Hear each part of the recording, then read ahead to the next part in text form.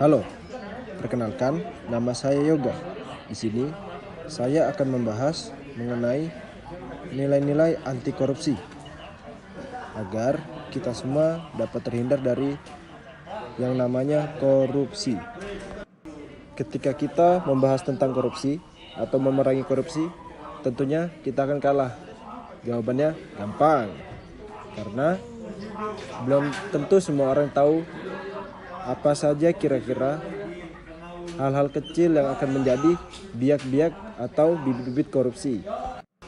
Menurut Wikipedia, korupsi adalah tindakan pejabat publik, baik politisi maupun pegawai negeri, serta pihak lain yang terlibat dalam tindakan itu yang secara tidak wajar dan tidak legal menyalahgunakan kepercayaan publik yang dikuasakan kepada mereka untuk mendapatkan keuntungan sepihak. Sekarang, apa saja sih jenis-jenis dari korupsi itu? Yuk, mari kita simak cuplikan video berikut.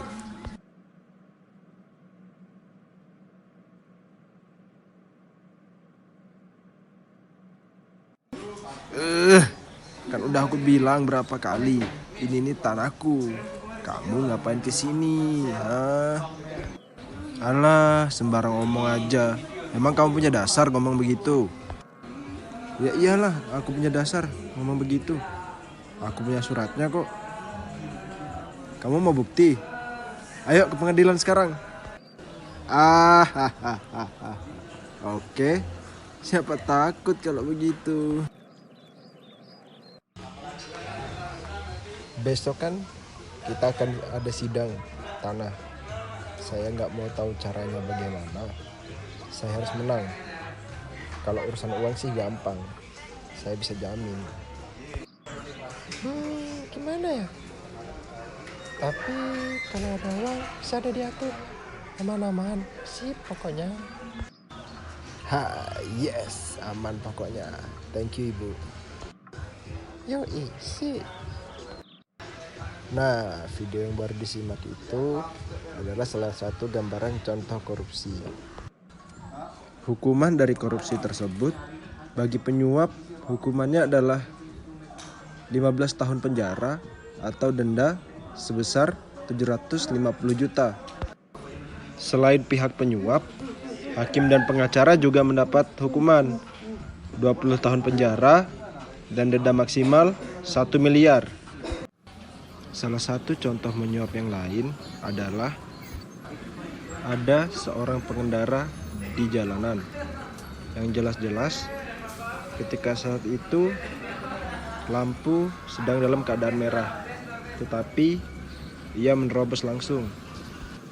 Akibat dari ulahnya itu, ia didatangi oleh polisi. Kemudian pemuda tersebut malah memberikan sejumlah uang berguna untuk sebagai uang damai kepada polisi itu. Ini adalah korupsi ya, tidak boleh kita lakukan. Ya, selanjutnya mari kita simak kisah kedua mengenai penyalahgunaan jabatan dan wewenang.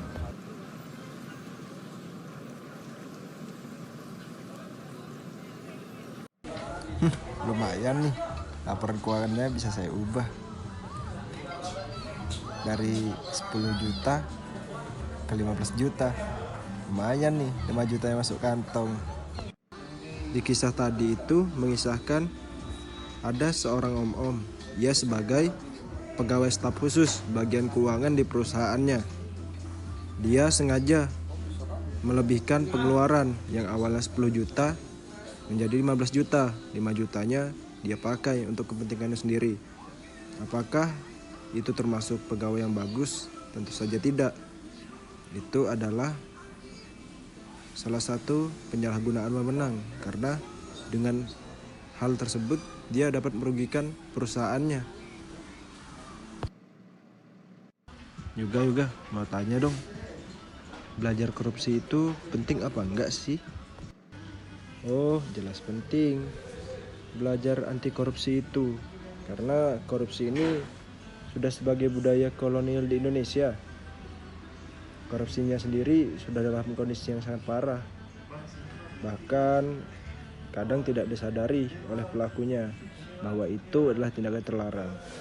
Bahkan ketika di lembaga pendidikan pun sering terjadi. Contohnya korupsi waktu, kita sering telat dan sengaja melambat-lambatkan diri. Kemudian apa aja sih bahaya-bahaya dari korupsi itu? Coba tolong jelaskan. Bahaya dari korupsi itu yang pertama, selain kita bakal kena tangkap ataupun kena denda, kita bisa merugikan lingkungan di sekitar kita loh. Bahaya korupsi yang pertama pada bidang ekonomi. Ekonomi bisa merusak. Jika ekonomi rusak, maka pertumbuhan dan perkembangan ekonomi di suatu negara juga akan jatuh dan rusak. Jika suatu aktivitas ekonomi dijalankan dengan unsur-unsur korupsi, maka pertumbuhan ekonomi yang diharapkan tidak akan dapat tercapai. Dan efeknya adalah berkurangnya investasi dan kepercayaan. Karena kalau kita sebagai investor, tentu kita tidak percaya kalau kita menanamkan modal kita ke lingkungan yang korup. Kemudian pada bidang politik, kekuasaan yang dicapai dengan korupsi akan menghasilkan pemerintahan yang tidak sehat. Pemerintah yang berkuasa cenderung menjadikan alat kuasanya sebagai bentuk meraup keuntungan sebesar-besarnya dari apa yang bisa didapatkan dari kekuasaannya. Akibatnya, pemerintah bersifat transaksional yang mementingkan pihak-pihak yang berkuasa. Pada posisi ini, rakyat tak lagi menjadi bagian yang mendapatkan perhatian. Pada bidang keamanan, ketahanan, dan keadilan sosial, korupsi menyebabkan tidak efisiennya ketiga bidang tersebut pada suatu wilayah. Dengan berorientasi pada keuntungan terhadap kelompok tertentu ditampuk kekuasaan, menjadikan keamanan tak lagi diperhatikan. Akibatnya, mereka yang tidak memiliki kecukupan penghasilan menjadi kelas bawah yang dikangkang mereka yang berharta dan memiliki akses kekuasaan. Akibatnya, pelayanan publik yang mestinya menjadi hak setiap masyarakat menjadi saya dapat apa bantu kamu, baru kamu bantu saya. Jadi dia terjadi ketimpangan di sana.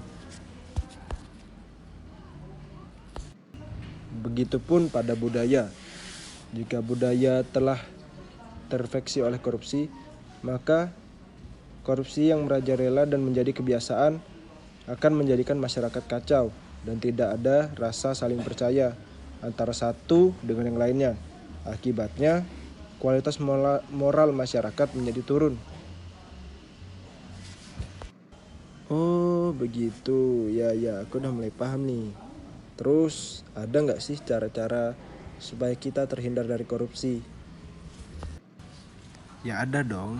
Yang pertama, kita harus membiasakan diri kita menerapkan nilai integritas yang seperti dijelaskan KPK, yaitu 9+1, yakni jujur, peduli, mandiri, disiplin, tanggung jawab, kerja keras, sederhana, berani, adil, serta sebagai tambahannya adalah sabar. Kita bisa kok menanamkan itu mulai dari bangun tidur. Contohnya, sebelum tidur kita membuat jadwal. Kita bangun jam 5. Setelah bangun, kita langsung mandi. Kemudian mempersiapkan diri untuk kegiatan selanjutnya. Jadi ketika kita bangun, kita harus mematuhi apa yang telah kita jadikan ketetapan itu ya. Jadi dengan begitu kita bisa menerapkan nilai mandiri, disiplin, tanggung jawab. Karena kita berhasil konsisten dengan ketetapan pada diri kita sendiri. Yap, betul sekali. Dengan kita membiasakan pola hidup yang seperti itu, maka bibit-bibit korupsi yang ada pada dalam diri kita ini bisa kita hilangkan. Dan untuk kita tahu, nilai integritas itu adalah hal yang mahal loh. Integritas itu nilai-nilai yang sangat penting apabila kita tanamkan dan akan menjadi investasi yang sangat besar di kehidupan kita di masa depan.